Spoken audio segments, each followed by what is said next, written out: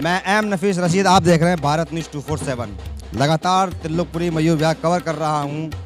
Bharatiya Janata party हो या कांग्रेस या आम आदमी पार्टी, जो भी प्रत्याशी हैं सभी से एक ही सवाल है, जनता तुमको वोट क्यों दे। साथ ही साथ प्रत्याशी भी हैं, वे प्रचार करे जा रहे हैं, हाथ जोड़ जोड़ के जनता से वोट मांग रहे हैं। पर इन्हीं जनता के बीच का जो सवाल हैं, जो मुद्दे हैं, उनको जानना बहुत ज़रूरी है। देख रहा हूँ कि रंजना भारती प्रचार कर रही हैं और काफ़ी कार्यकर्ताओं का दल बल साथ में है। स्वागत है भारत न्यूज में आपका। जी धन्यवाद। आप प्रचार कर रही हैं, किस समय से प्रचार पर निकली हैं? जी हम लोग सुबह से प्रचार पर निकले हुए हैं। कितने लोग साथ में होंगे अंदाजन होंगे 100 लोग तो हमारे साथ हैं जी। मैं थोड़ा जानना चाह रहा था अंजना जी आपसे कि प्रचार जब कर रही हैं तो कुछ लोग वादा भी चाहते होंगे, कुछ लोग चाहते होंगे, उम्मीद करते होंगे कि हमसे प्रत्याशी आए तो वादा करके जाएं। बात कर रहे हैं कुछ ऐसी? जी हाँ, बहुत सारे लोग ऐसी बातें कर रहे हैं कि कुछ कचरे के लिए बोल रहे हैं कि हमसे वादा करके जाइए कि बिल्कुल साफ हो जाएगा। कुछ मीटर का प्रॉमिस लेते हैं कि मीटर लगेगा, हमारा ये प्रॉमिस करिए। ऐसे ही जगह जगह जहाँ पे भी हम जा रहे हैं सभी लोग कुछ ना कुछ प्रॉमिस अंडर आएगी भी नहीं? हाँ जी, लेकिन पूरी कोशिश करेंगे। बाकी जगहों पर बात करेंगे, जहाँ से हमसे पॉसिबल हो सकता है वहाँ तक कोशिश करेंगे कि हो सके। जैसे कि कूड़े की शिकायत है, पर मैं एक बात जान रहा हूँ, अक्सर गलियाँ यहाँ पर बंद हैं, जैसे कि हर नाली बंद है, सीवर में कनेक्शन नहीं है। तो ये भी वजह रहती है, क्योंकि कुछ सफाई कर्मचारियों से भी मैंने जाना तो ये कहते हैं कि अक्सर लोगों ने नालियाँ पाट रखी हैं। इसकी भी एक बड़ी समस्या है। तो अगर मान लो आपको जनता वोट देती है और आप प्रत्याशी बन के नगर निगम पार्षद बन के आती हैं, तो क्या इस मुद्दे पर बात करेंगी आप? जी बिल्कुल करेंगे। हम लोग वो चीज़ देखेंगे जिससे कि यहाँ के लोगों की प्रॉब्लम सॉल्व हो सके, चाहे नालियों को जो पटा हुआ है उसको हटाना पड़े या कुछ और सॉल्यूशन ढूंढना पड़े। भारत न्यूज़ पे आपका प्रोग्राम कल भी देखा गया है। बहरहाल मैं कल भी ये सवाल कर रहा था कि आपको जनता वोट क्यों दे? मुझे जनता वोट इसलिए दे क्योंकि मैं यहीं की रहने वाली हूँ और ज़्यादातर जानती हूँ कि लोगों की प्रॉब्लम क्या है।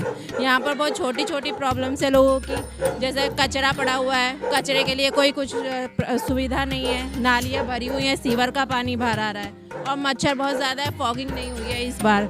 तो हम लोग यही सारी चीज़ों को सॉल्व करेंगे कि कैसे इन प्रॉब्लम को सॉल्व किया जाए, लोगों को राहत मिले इन सब चीज़ों से। रंजना जी, अक्सर देखा जाता है कि हर पार्टी का अपना एक कमेटी होती है। आप इस समय मयूर विहार त्रिलोकपुरी में मौजूद हैं और यहाँ का जो मंडल अध्यक्ष है वो कौन है आपका? जी हमारे अध्यक्ष हैं रुपेश भारती जी। कैसा सपोर्ट कर रहे हैं आपको? नहीं, यहाँ के मंडल के पूछ रहा हूँ मैं। रुपेश भारती जी। तो कैसा सपोर्ट मिल रहा है? जी मुझे भरपूर सपोर्ट मिल रहा है। दिन रात हम लोग एक साथ ही काम करते हैं, एक साथ मेहनत कर रहे हैं। देश की ओर से, जिले की ओर से? जी सभी की तरफ से बहुत ज़्यादा सपोर्ट मिल रहा है। सब लोग हमारी हर तरह से मदद करने की कोशिश कर रहे हैं, कैसे कांग्रेस को आगे ले जाया जा सके। बड़े प्रचारक जो स्टार प्रचारक चेहरे हैं वो मैं देख रहा हूँ कि मयूर विहार त्रिलोकपुरी में नहीं आ पाए हैं। इसकी क्या वजह हो सकती है? इसकी वजह ये भी हो सकती है कि आप लोग जान चुके हैं कि कांग्रेस का अब आगे आने का टाइम है, इसलिए नहीं आ रहे हैं आगे। जैसे कि लगातार बना हुआ हूँ प्रचार के अंदर, काफ़ी लोग हैं और अक्सर ऐसा होता है कि बीच बीच में पड़ाव आते रहते हैं। मेरे साथ में रशीद हैं जो कि मैं जानना चाहूँगा। रशीद साहब, जानना चाह रहा हूँ कि त्रिलोकपुरी का ये आपका क्षेत्र आ चुका है, प्रचार में कितना यानी कि आप लोग भागीदारी कर रहे हैं? प्रचार में 100% भागीदारी कर रहे हैं। जो भी बूथ लेवल के कार्यकर्ता हैं वो अपने तौर पे घरों में जाके सभी माता बहनों से, जवानों से बात कर रहे हैं, मिल रहे हैं। क्योंकि 3 जो मेन पार्टी हैं, कांग्रेस है, बीजेपी है, आम पार्टी है। 2 कैंडिडेट बीजेपी आम पार्टी के त्रिलोकपुरी में नहीं रहते, बुजुर्ग हैं। कांग्रेस का एक मात्र ऐसा कैंडिडेट है जो जवान है, पढ़ा लिखा है। अच्छा। और लोग जो है खासतौर से नौजवान इन पे भरोसा कर रहे हैं, जुड़ रहे हैं और मालिक ने चाहा, भाइयों के आशीर्वाद से सभी के चुनाव कांग्रेस जीत रही है। आप तो काफ़ी पुराने भाई कार्यकर्ता हैं कांग्रेस के, कई चुनाव लड़ा चुके हैं। इस बार जो कुछ अनोखा दिखने में आ रहा है वो एमसीडी की लड़ाई न लड़कर केंद्रीय व राज्य स्तर के मुद्दे उठाए जा रहे हैं एमसीडी के अंदर। ये आप भी महसूस कर रहे होंगे। सवाल ये है कि एमसीडी पर ना भाजपा टिक रही है, मुद्दों पर ना कांग्रेस टिक पा रही है, ना आम आदमी पार्टी टिक पा रही है। आप लोग मुद्दों की लड़ाई, क्षेत्रीय मुद्दों की बात कब करेंगे? नहीं सर, हम तो जो चुनाव लड़ रहे हैं, जो हमारी कैंडिडेट है, चूँकि वो टीचर हैं, पढ़ी लिखी हैं, तो हम शुरुआत करते हैं प्राइमरी स्कूल से। अच्छा। बच्चे की पैदाइश से लेके आखिरी उसकी जवानी तक का पहली सीढ़ी है प्राइमरी स्कूल, जो एमसीडी के अंदर आती है। एमसीडी की डिस्पेंसरी है, एमसीडी के हॉस्पिटल हैं और ख़ासतौर से सफाई व्यवस्था है। और पानी की हालत हमारे यहाँ ख़राब है, लेकिन एमसीडी में नहीं आती। लेकिन अगर पार्षद पढ़ा लिखा है, सुलझा हुआ है, बहुत से पार्षदों को ये नहीं मालूम फंड कहाँ से आता है, जबकि 5 जगह से फंड आता है। क्योंकि हमारा जो प्रत्याशी है वो सक्षम है, पढ़ा लिखा है। फंड एमपी के यहाँ से भी आता है, राज्यसभा के मेंबर से भी आता है, एलजी के यहाँ से भी आता है, और तमाम जो है हालात होते हैं एमसीडी का फंड भी होता है। तो वही जो पढ़ा लिखा होगा वो समझेगा। आप भी शिकायत हो गए सारे में।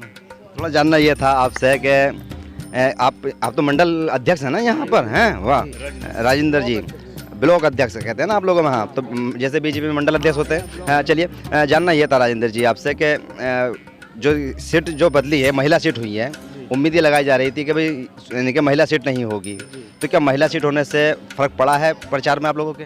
जी बिल्कुल भी फ़र्क नहीं पड़ा है। और महिला सीट होने से और एससी सीट होने से हमें बहुत फ़ायदा है। वो क्या फ़ायदा है? फ़ायदा ये है कि हमारा जो मोमडन वोट था और जो एससी वोट था और पिछड़ा वर्ग जो था, वो हमारे साथ आने के लिए तैयार बैठा है। ठीक है जी। और हमारे जो कैंडिडेट हैं रचना भारती जी पढ़ी लिखी हैं और समझदार हैं। जैसे कि अभी भाई रशीद जी ने हमें बताया, आपको बताया है, उसी तरीके से हर युवा हर वर्ग इनके साथ है। और कांग्रेस की हमारी यहाँ से विजय होगी 4 तारीख को। हाथ के निशान पर जनता हमें समर्थन देने जा रही है। ठीक, थोड़ी और भी बात कर लेते हैं। मुद्दे आप लोग क्या उठा रहे हैं? मुद्दे हम उठा रहे हैं सफाई व्यवस्था के, बेरोजगारी के, क्योंकि हम वो राष्ट्रीय लेवल के भी मुद्दे उठा रहे हैं। क्योंकि देश में जानना चाह रहा था। बिल्कुल बिल्कुल वो ज़रूरी है, वो भी ज़रूरी, क्योंकि देश के हालात भी ख़राब हैं। क्षेत्रीय मुद्दे भी उठा रहे हैं हम और राष्ट्रीय लेवल के भी मुद्दे उठा रहे हैं। बीजेपी मोदी को आगे कर रही है, आप राहुल को आगे कर रहे हैं, पर एमसीडी का चुनाव है। नहीं, एमसीडी का चुनाव है, लेकिन देश की स्थिति भी तो देखनी पड़ेगी ना। महंगाई और बेरोजगारी, सफाई व्यवस्था का हाल आपने देखा, ये डेंगू मलेरिया चिकनगुनिया, नाली टूटी पड़ी है त्रिलोकपुरी के अंदर, सीवर भरे पड़े हैं, घरों में पानी घुस रहा है, हम क्षेत्र में घूम रहे हैं, माता बहनें हमें शिकायत कर रही हैं, कूड़े के ढेर हैं। आपको अभी आप हमारे साथ चलिएगा, अभी हम आपको दिखाते हैं क्या क्या हाल है। और लेंटर जो पूछ लिए, जो निगम पार्षद थे आम आदमी बीजेपी के, कितने सस्पेंड हुए हैं? किस लिए सस्पेंड हुए हैं? क्योंकि वो पर लेंटर के कहीं कहीं 50,000, कहीं कहीं 10,000 रुपये। लोग इसे मुद्दा बना रहे हैं। क्यों नहीं बना रहे? हम हर भाषण में बोल रहे हैं, हम हर सभा के अंदर ये मुद्दे उठा रहे हैं। कल मैंने आपके लगभग आपके प्रोग्राम में 6 से 7 लोगों को सुना, उसमें से एक ही महिला ने बोला कि बीजेपी सरोज को लेकर साथ क्यों नहीं चल रही है। कोई बोल ही नहीं रहा आप लोगों में से। तो सरोज को साथ लेके हम बोल रहे हैं। क्षेत्र की इधर की वो निगम पार्षद थी, लेकिन जब हम यहाँ आम जनता से मिल रहे हैं ना, उनकी इतनी शिकायत मिल रही है और वो भ्रष्टाचार में लिप्त थी। वो उनके जो हस्बैंड है वो आपको पता है ना कैसे पकड़े गए थे स्टिंग ऑपरेशन में। तो ये मुद्दे भी हम उठा रहे हैं, ये भी बोल रहे हैं। जगह वो मसला कोर्ट में चल रहा है। थोड़ी और बात कर लेते हैं। आपके प्रत्याशी हैं, पहले सीनियर भी खड़े हुए हैं यहाँ पे। आप पूरी तरह से मैं देख रहा हूँ कि लगातार प्रचार में बने हुए हैं। सीनियर लोगों से अलग से ही बात हो रही है या खाली प्रचार में ही आप काम कर रहे हैं? नहीं, सीनियर लोगों से भी अलग से बातचीत हो रही है और सब ज़्यादातर सीनियर लोग सब साथ लगे हुए हैं। हमें पार्टी को जिताना है और हमारी कैंडिडेट एमए पॉलिटिकल साइंस से है और ये अच्छा काम करेगी, हम भरोसा है। और हम पब्लिक को भी भरोसा दिला रहे हैं कि जो सफाई व्यवस्था है, स्कूलों की व्यवस्था है, लोग कहते हैं आम आदमी पार्टी के स्कूलों में आरओ लगे हैं। मैं तो कहता हूँ कि शायद मेरी पोती भी स्कूल में पढ़ती है, वहाँ साला खारा पानी है। अच्छा, खारा पानी है, पॉकेट 4 में चले जाओ, खारा पानी है स्कूल के अंदर और कोई व्यवस्था पानी की या सही ढंग से व्यवस्था नहीं है। अच्छा। चलिए, बहुत बहुत शुक्रिया बात करने के लिए। जैसे मैंने कहा कि पढ़ाओ, जब जैसे जैसे पढ़ता है तो मैं बात करने की कोशिश करता हूँ। प्रत्याशी से बात कर चल रही थी हमारी। जानना चाह रहा था कि आप पर्चा कर रही हैं, लगातार वोट मांग रही हैं, समस्याओं पे मैंने आपसे बात कर ली कि आप क्या क्या बात कर रही है पब्लिक से। इल्ज़ाम लग रहा है बीजेपी की प्रत्याशी पर पूर्व में, और आपके एक सभा के अंदर वो इल्ज़ाम लगा और उन्होंने वो प्रोग्राम दिखाया भी है। मैं जिक्र कर रहा था आपसे, पूनम सूद ने वो इल्ज़ाम लगाया कि भाई बीजेपी उनको लेकर क्यों नहीं चल रही सरोज को। आप क्या समझती हैं कि बीजेपी के अगर प्रत्याशी का नाम लिया जाएगा तो आपका वोट बढ़ के मिलेगा? जी, मैं किसी पर आरोप प्रत्यारोप नहीं करना चाहती, बस मैं यही बोलना चाहती हूँ कि उन्होंने अपना काम अच्छे से नहीं किया है, इसलिए जनता उनकी शिकायत कर रही है। अगर वो अपना काम अच्छे से किया होता, उन लोगों ने अच्छे से देखभाल की होती इस वार्ड की, तो वो शिकायत कोई भी जनता नहीं करती। उन्हीं को चुना जाता, वही वापस आती कि मुझे नहीं चुना जाता आज। फिर भी मुकाबला किससे समझ रही हैं आप? बीजेपी से है या आम आदमी पार्टी से? देखिए, मैं मुकाबला दोनों से ही समझ रही हूँ। मैं किसी को भी ये नहीं समझ रही कि हाँ मेरा मुकाबला किसी से नहीं है। मेरा मुकाबला दोनों से है। शांति मुकाबला है। मानती हूँ मैं अच्छा। जी। और हम अपना प्रचार जारी रखेंगे लास्ट तक। इसी तरह से हमारा प्रचार जारी रहेगा। प्रत्याशी ने साफ साफ कहा है कि वे प्रचार आखिर तक लड़ाई करती रहेंगी और चुनाव जम के लड़ेंगी। अब देखना यह है कि त्रिलोकपुरी मयूर विहार की जनता यानी कि कांग्रेस को कितना समर्थन देती है और कांग्रेस के मुद्दों पर कितना वोट करती है। मैं एम नफीस रशीद, आप देख रहे थे भारत न्यूज़ 247।